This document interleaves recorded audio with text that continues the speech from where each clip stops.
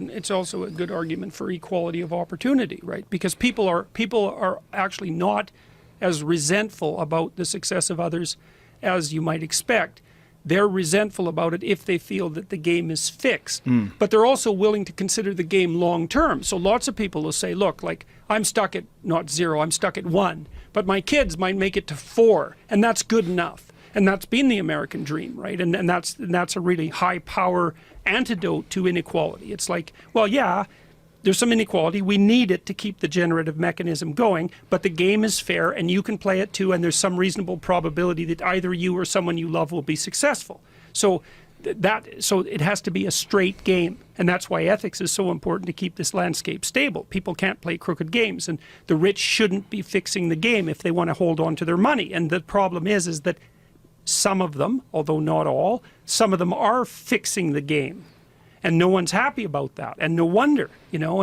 And I guess that was evidenced to some degree by the 2008 collapse, because it seemed, and I'm just as uninformed as the next person, so I'm capable of commenting on this. It seems from the outside that the rich disproportionately benefited from the restabilization of the economic system. And people are not happy about that, and they shouldn't be happy about that, because it indicates that there's something fundamentally rotten about the game. So you could say, well, maybe people can tolerate necessary inequality if the game isn't rigged, and so that's why everybody has to act in a manner that indicates that the game isn't rigged, and that means they can't rig it. That's really what it means. So we're also being driven into this inequality corner by, I would say, by the postmodernists and the neo-Marxists, because they say, this is the pernicious thing, they say, well, the reason that some people have more than others is because every hierarchy is based on arbitrary power, and they're all oppressors. And the reason they have the money is because they stole it from you. And there's some truth in that, because there are some criminals. But when you get to the point where you fail to distinguish the productive people from the criminals, which is exactly what happened in the 1920s in the Soviet Union, you better bloody well watch out, because when you radically make things egalitarian, you're going to wipe out all your productive people, and then you're going to starve. And so that's one of the doom end scenarios that awaits us if this idiot process of polarization continues. And what I find reprehensible about the universities, and you're tangled up right up to your neck in this, is that the universities are actively agitating to produce people who believe that all inequality is due to oppression and power. And that's just, well, first of all, it's technically wrong. 3 basic messages. The first one is about equity, as I've just mentioned. I'm all in favour of everyone tightening their belts the minute we're all wearing the same pants. But we're not. And we haven't been close to that, or we haven't been as far away from that notion of equality in terms of what our ability to pay would command than we have been since the 19th century.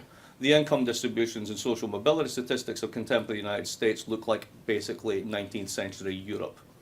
What your father does determines far more than anything else, including your own individual talents and efforts, where you end up at the end of your life chances. That's not right. So when you turn around and say to the 50 million Americans who live in a family of 4 and under less than $23,000 a year, the official poverty line, that you're the ones that have to pay, and you say, pay for what? For the orgy of government spending. Well, what orgy of government spending? I take Amtrak every day. I would have noticed an orgy of government spending. I must have missed that one. Well, for the orgy of government spending that was bailing out Wall Street, to basically asset protection for the people who already have, for maintaining the system as it is for the benefit of those who already benefit. But there's a reason. There's a reason. There's a reason for this. There's a reason education sucks, and it's the same reason that it will never, ever, ever be fixed. It's never going to get any better. Don't look for it. Be happy with what you got. Because the owners of this country don't want that. I'm talking about the real owners now. The real owners, the big wealthy business interests that control things and make all the important decisions. Forget the politicians. The politicians are put there to give you the idea that you have freedom of choice. You don't. You have no choice. You have owners. They own you. They own everything. They own all the important land. They own and control the corporations. They've long since bought and paid for the Senate, the Congress, the state houses, the city halls. They got the judges in their back pockets. And they own all the big media companies, so they control just about all of the news and information you get to hear. They got you by the balls. They spend billions of dollars every year lobbying to get what they want. Well, we know what they want. They want more for themselves and less for everybody else. But I'll tell you what they don't want. They don't want a population of citizens capable of critical thinking. They don't want well-informed, well-educated people capable of critical thinking. They're not interested in that. That doesn't help them. That's against their interest. That's right. They don't want people who are smart enough to sit around the kitchen table and figure out how badly they're getting fucked by a system that threw them overboard 30 fucking years ago. They don't want that. You know what they want? They want obedient workers. Obedient workers. People who are just smart enough to run the machines and do the paperwork and just dumb enough to passively accept all these increasingly shittier jobs with the lower pay, the longer hours, the reduced benefits, the end of overtime, and the vanishing pension that disappears the minute you go to collect it. And now they're coming for your Social Security money. They want your fucking retirement money. They want it back so they can give it to their criminal friends on Wall Street. And you know something? They'll get it. They'll get it all from you sooner or later because they own this fucking place. It's a big club, and you ain't in it. You and I are not in the big club. And by the way, it's the same big club they used to beat you over the head with all day long when they tell you what to believe. All day long, beating you over the head in their media, telling you what to believe, what to think, and what to buy. The table is tilted, folks. The game is rigged. And nobody seems to notice. Nobody seems to care. Good, honest, hard-working people, white collar, blue collar, doesn't matter what color shirt you have on. Good, honest, hard-working people continue. These are people of modest means. Continue to elect these rich cocksuckers who don't give a fuck about them. They don't give a fuck about you. They don't give a fuck about you. They don't care about you at all. At all. At all. Yeah. You know? And nobody seems to notice, nobody seems to care. That's what the owners count on, the fact that Americans will probably remain willfully ignorant of the big red, white, and blue dick that's being jammed up their assholes every day. Because the owners of this country know the truth. It's called the American dream, because you have to be asleep to believe it. During the Great Depression, which I'm old enough to remember, there was, and most of my family were unemployed working class, it was bad. But there was an expectation that things were going to get better. There isn't today. Noam Chomsky has made 2 international reputations. The most important intellectual alive, America's leading dissenter. He is listed in anybody's catalog as among the top heroes of the New Left. He is among the 8 most quoted thinkers ever.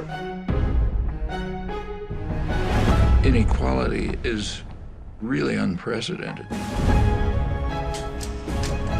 It's like the worst periods of American history. The effect of the concentration of wealth is to yield concentration of power.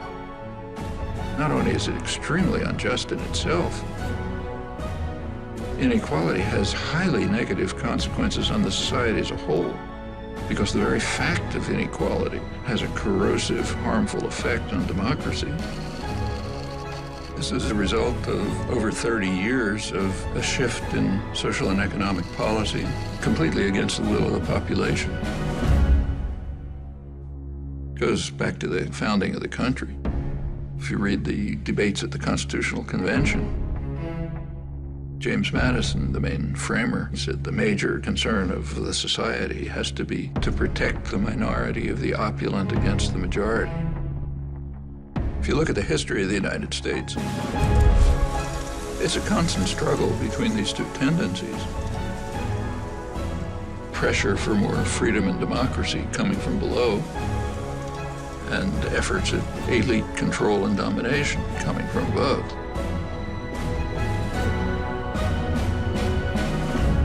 You opened by talking about the American dream. Part of the American dream is class mobility. You're born poor, you work hard, you get rich. It's all collapsed.